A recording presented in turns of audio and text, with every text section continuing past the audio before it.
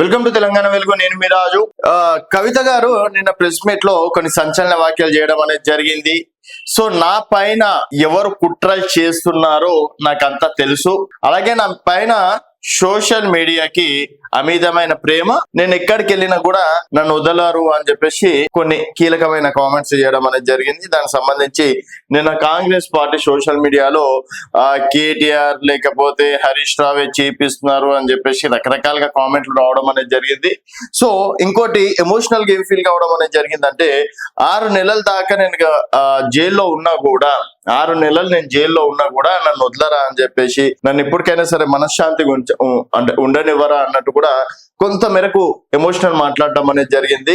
అలాగే గత కొన్ని రోజులుగా ఇక్కడ కేసీఆర్ కుటుంబంలో దాదాపుగా గ్రూప్ 1 నడుస్తుంది. ఒక గ్రూప్ కేటీఆర్ మెయింటైన్ చేస్తున్నారు, అలాగే ఒక గ్రూప్ కవిత మెయింటైన్ చేస్తుంది, తర్వాత ఒక గ్రూప్ హరీష్ రావు గారు మెయింటైన్ చేస్తున్నారు అని చెప్పేసి కూడా రకరకాల కథనాలు రావడం అనేది జరిగింది. సో మొన్న ఎల్కతుర్తి సభలో కూడా కేవలం కేటీఆర్ అలాగే కేసీఆర్ ఫోటోలు మాత్రమే ఉన్నాయి.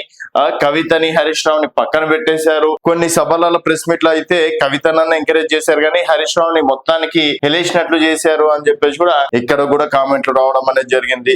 సో దానికి క్లారిటీగా వాళ్ళు ఇచ్చారు. సో మాది ఏదో మాకు పర్సనల్స్ ఉంటాయి, దానికి మీకు చెప్పాల్సిన అవసరం లేదు, ఎవరి ఏడుపు వాళ్ళదే అన్నట్టు కూడా చాలా తేలిగ్గా తీసి పడేశారు. అలాగే కుటుంబంలో చూసుకున్నట్టయితే ఇప్పుడు షర్మిల జగన్ది లేదా లేకపోతే వేరే వేరే కుటుంబాలలో ఉండవా, సో దానికి ఇంత రాద్ధాంతం ఎందుకు చేస్తున్నారు అని చెప్పేసి సో మొన్నటి వరకు ఈ కథ ముగిసింది అనుకున్నాం. బట్ నిన్న కవిత గారు సడన్ గా ఎమోషనల్ అయ్యేసరికి మరి సొంత ఇంటిలోనే సొంత పార్టీలోనే కవితకు చెక్ పెట్టాలనే ఆలోచనలు ఎవరన్నా చేస్తున్నారా, లేకపోతే ఇది కేవలం కాంగ్రెస్ పార్టీ సృష్టినా?